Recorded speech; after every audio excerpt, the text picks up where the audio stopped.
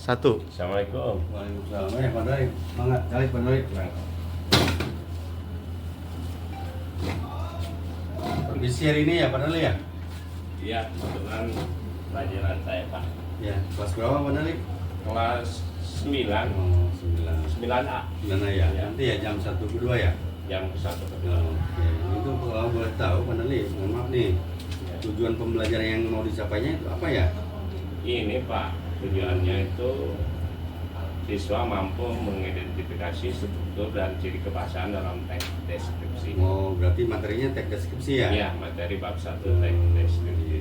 Terus ini kaitan dengan kompetensi yang difokuskan yang pada pertemuan nanti. Kira-kira apa itu? Nah, nanti pada pembelajaran ini saya menerapkan kompetensi tentang mengidentifikasi informasi dalam teks deskripsi tentang objek yang dibaca atau didengar. Gitu ya. Berarti kemampuannya Anda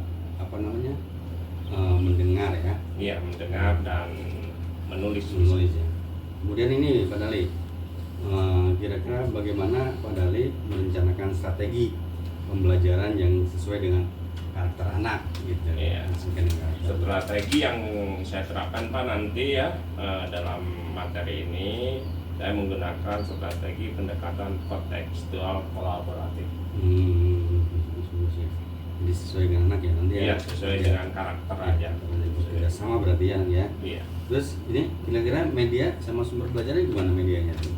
Kebetulan medianya saya menggunakan ada gambar Pak atau bisa video nanti ditampilkan dan juga bisa dilengkapi dengan buku teks bahasa Indonesia kelas 9. Banyak kan buku teks di perpustakaan ya. Banyak, alhamdulillah sudah banyak sekarang. Kemudian ini kaitan dengan ini Pendali, metodenya, model yang akan diterapkan tuh pada pertemuan. Ya. Nanti gimana metodenya? Karena tadi pendekatan kolaboratif ya, dalam metode ini tentu saya menggunakan metode diskusi kelompok dan presentasi. Anak berarti kelompok ya. Dan di sana ada kolaborasi nanti di dalam metode ini nanti diterapkan. Iya, iya, benar. Kemudian yang terakhir Pak Dali, kira-kira prediksi atau perkiraan menurut Bapak apa yang akan menjadi kendala pada pembelajaran itu? Kemudian solusi yang akan diterapkannya bagaimana gitu? Nah,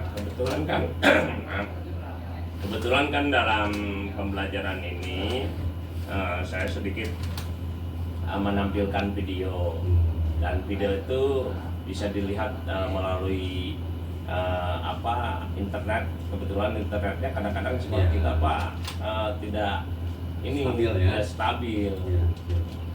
Itu kendalanya biasanya, apalagi kalau kondisinya lagi hujan itu. Ya. Terus kalau solusinya berarti harus gimana tuh? Nah, solusinya saya merencanakan terpaksa hanya menggunakan gambar melalui proyektor. Jadi tidak menggunakan kalau kendala internet tidak ada, jadi tidak menggunakan internet. Jadi cukup menggunakan proyektor. Oke, terima kasih Pak Dali. Siap ya mungkin ya? Iya. Oke, nanti jam ke-1 kedua ya? Iya, di kelas 9 apa ya? Oke, terima kasih Pak Dali ya? Iya. Ya, ya. Oke, kasih Pak ya.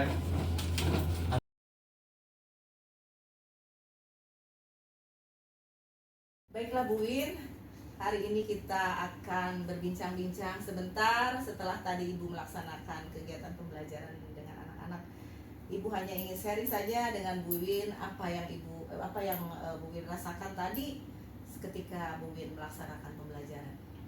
Ya, terima kasih Bu. Baik, saya sudah merasa plong, merasa lega sekali setelah melakukan kegiatan pembelajaran tadi yang Ibu sudah observasi. Kenapa plong? Karena saya rasa pembelajaran saya tadi sudah mulai, walaupun tidak sempurna, sudah mendekati sesuai dengan rencana yang saya buat dan sesuai dengan RPP yang saya buat. Iya, jadi sebelum dilaksanakan pembelajaran tadi Ibu sudah memaparkan tentang rencananya dan Iya. ternyata Ibu rasakan ini sudah berhasil. Betul Ya. sekali. Tapi ada tidak tantangan atau kendala saat Ibu melakukan pembelajaran tadi di kelas? Betul. Apa yang saya sampaikan tadi bahwa saya merasa sudah lega sesuai, tetapi tetap ada saja Bu hal-hal kecil yang memang bisa menjadi sebuah tantangan buat saya. Yaitu yang saya rasakan bagaimana saya bisa meningkatkan motivasi anak supaya anak itu mau betul-betul bekerja sama di kelompok atau mau berani mengeluarkan pendapat ketika sedang bekerja kelompok atau berkolaborasi. Hasilnya bagaimana respon anak-anak terhadap pembelajaran tadi? Saya lihat dan mungkin juga ibu bisa melihat anak-anak begitu antusias, begitu aktif dan terlibat secara aktif dalam pembelajaran.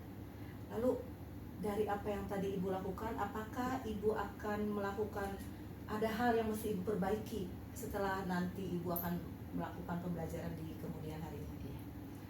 Iya Bu, tadi saya sampaikan bahwa anak ada beberapa yang belum begitu bisa melakukan pekerjaan dengan baik dengan kelompok. Tentunya ini tantangan buat saya bagaimana ke depannya supaya anak itu bisa bekerja sama, bisa ada keberanian untuk menyampaikan pendapat dan bisa berkolaborasi dengan temannya dalam kelompok. Ya, jadi tindak lanjut selanjutnya yang ibu ingin lakukan dari perbaikan itu untuk pembelajaran di kemudian harinya seperti apa bentuknya?